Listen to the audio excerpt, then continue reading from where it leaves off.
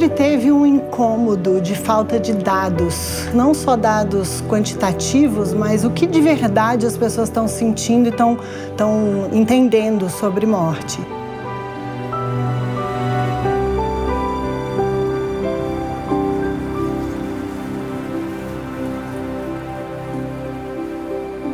O projeto chegou e foi tratado como qualquer outro projeto.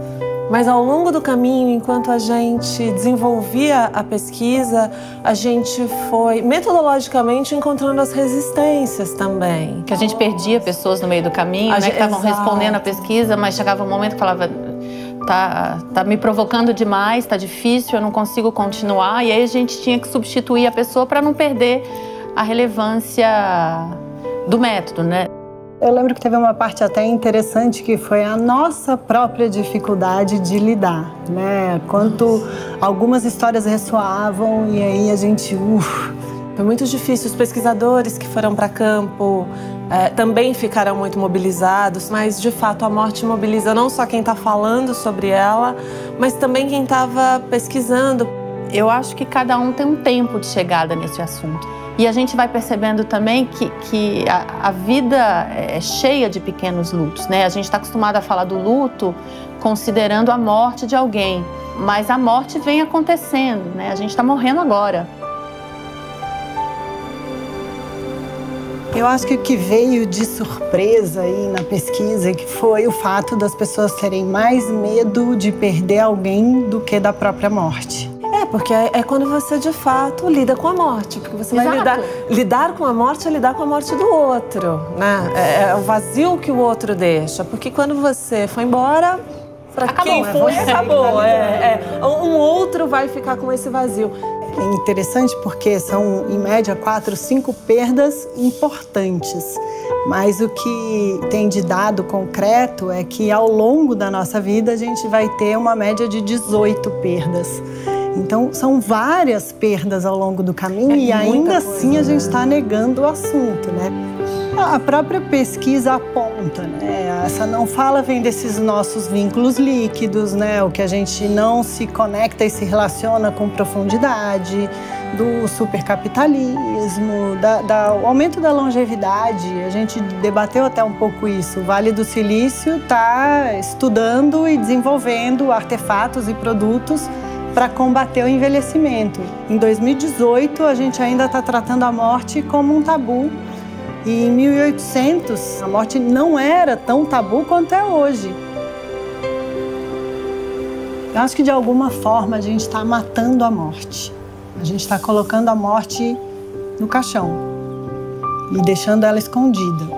Esse também é um grande insight da pesquisa, né? Como é que a gente vai colocar mais vida na morte, trazer a morte como um assunto que pode ser debatido na mesa do jantar e aí sim promover um processo muito mais equilibrado diante do fato. E acho que a coisa do tempo é muito importante. As pessoas começam a se dar conta de que não passou. Puxa, tem depoimentos muito fortes dizendo, nossa, eu sonhei com minha mãe de novo, achei que já tivesse passado, mas eu tô vendo que eu ainda sinto aquilo que eu senti quando ela se foi, quer dizer. E o bonito de ver que participar da pesquisa e se dedicar ao tema por alguns dias trouxe muitos aspectos de elaboração para quem estava respondendo, né? Quantas pessoas não disseram, nossa, como foi importante mergulhar no assunto e contar a minha história, porque a partir daí eu revivi e pude elaborar muitas questões que eu não tinha elaborado. Ou seja, a elaboração também pode vir no ano seguinte, 20 anos depois, ou quando eu toco no assunto novamente. É isso, como aprender a conviver com a ausência, né? Porque a ausência é uma presença de ausência. E a elaboração é justamente você saber como é que eu lido com essa ausência, que história que eu conto para mim mesma e para o mundo, né? Como é que eu acalmo o meu coração? No mundo inteiro, é quase que um fenômeno. E mesmo no Oriente, né, a gente tende a dizer que no Oriente as pessoas lidam melhor com a morte, também existe o apressamento. E mesmo o tempo, né, do velório, o tempo médio do velório vem sendo reduzido. Do lado de cada história, o que a gente percebe é que os velórios estão durando em média 3 a 4 horas. e a resposta do público é de 6 horas e meia. Então, uma percepção de um tempo muito longo, que não, uma falta de disposição, que não é real. Que não é real, mas que é fundamental.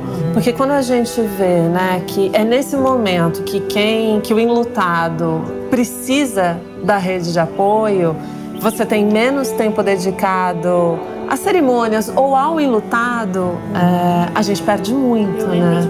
É importante, na pesquisa mostra que a maior parte das pessoas que passou pela experiência entende a experiência como um aspecto positivo, ressignificou, né? Ressignificou. A morte, né? Então é um local de acolhimento, eu estou perto da minha família. E também é no velório que as pessoas escutam as piores mensagens, né? Como você precisa ser forte, o tempo vai curar, logo mais tudo isso vai passar. E isso não se relaciona com o sentimento do momento. Porque são falas que tentam tirar a pessoa do sofrimento, é uma recusa do sofrimento. Então, assim, você está mergulhado no sofrimento e alguém já está te convidando a sair, né? Então, assim, é o que a gente sempre diz, essa pergunta vem muito, né? O que eu falo num velório? Se você não tem o que dizer, não fale nada. Abraça e fala, eu não tenho o que dizer, mas eu tô aqui. Teve uma pessoa que a gente entrevistou que falou, as pessoas acham que não podem tocar no assunto porque vão trazer tristeza, né? Vão me lembrar da tristeza, mas eu não esqueço. É isso, porque a gente não esquece. Que merece atenção nessa história da morte, que é quando a gente fala, pergunta para as pessoas o que é a morte para você, vem os sentimentos humanos mais difíceis. Então a gente está falando de tristeza, dor, medo. E se a gente, enquanto a gente tratar a vida como antagonista da morte, a gente também vai tratar esses sentimentos como se eles fossem antagônicos à vida. Então significa que viver é ser feliz, alegre, enfim, que a vida é brilhar o tempo todo, exato. O tempo inteiro positivo. Essa falta de respeito pela morte, que a gente poderia aqui enunciar vários exemplos, tem a ver com isso. Porque a partir do momento que você não lida com a morte, não valoriza a morte, a valorização da vida também fica prejudicada. Certamente tem alguém nesse momento sofrendo, muitas pessoas sofrendo porque perderam alguém e não sabem com quem falar, o que falar, como expressar, se pode expressar, não tem nem o direito a esse sofrimento.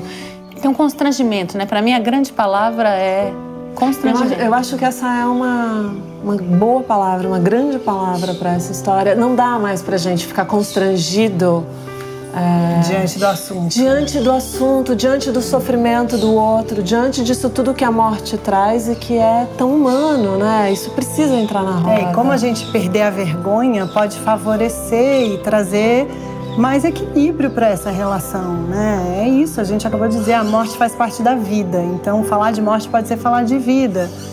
Quanto a gente pode equilibrar essa relação e torná-la muito mais saudável para nossa jornada na vida. É muito importante que esse assunto seja ressignificado, porque essa é uma dor coletiva. Embora hoje cada um sinta isso de modo bastante singular, e sempre será singular, o que a gente percebe é que é uma dor que é de todo mundo sente, né? E o quanto nesse processo a gente tem pontes a construir, né? A ponte do antes, o do durante e tudo que vem depois.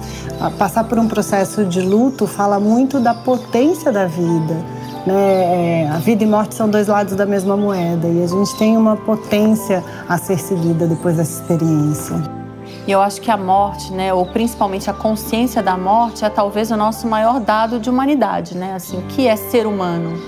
É ter consciência do tempo, ter consciência de que a gente vai morrer, de que a vida termina. Eu acho que criar um espaço de presença para a morte vai nos ajudar a valorizar mais a vida.